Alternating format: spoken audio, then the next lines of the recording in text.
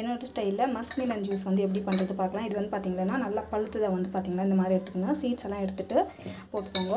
ரொம்ப சிம்பிள், ரொம்ப ரொம்ப டேஸ்ட் வந்து செம்மையாக இருக்கும். ஸோ இதில் வந்து பார்த்திங்கன்னா நம்ம வந்து கொஞ்சம் வந்து சுகர் வந்து டேஸ்ட்டுக்காக வந்து சுகர் ஆட் பண்ணி, ஸோ கொஞ்சமாக வந்து சுகர் வந்து ஆட் பண்ணிக்கிறேன்.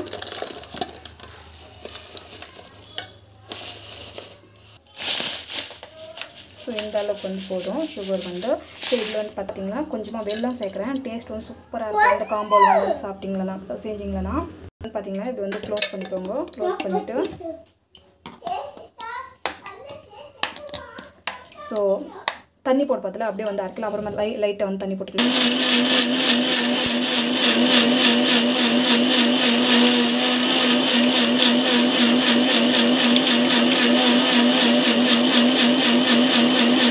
ஸோ இது வந்து பார்த்திங்கன்னா கொஞ்சம் வந்து தண்ணி வந்து இப்போ ஆட் பண்ணிக்கலாம். லைட்டாக போட்டுக்கோங்க, ஜாஸ்தி வேண்டாம். ஸோ நம்ம நல்லா அரைச்சிட்டு பிறகு திரும்பி வந்து போட்டுக்கலாம்.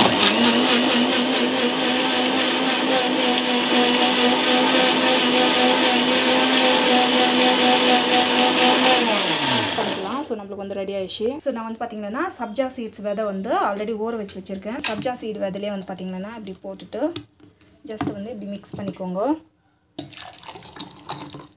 வாவ், சூப்பரான நம்மளுக்கு வந்து பார்த்திங்கன்னா மஸ்க் மிலன் ஜூஸ் வந்து ரெடி ஆயிடுச்சு. இது வந்து பார்த்திங்கன்னா குழந்தைங்களுக்கு வந்து ரொம்ப ரொம்ப ஹெல்த்தியானது.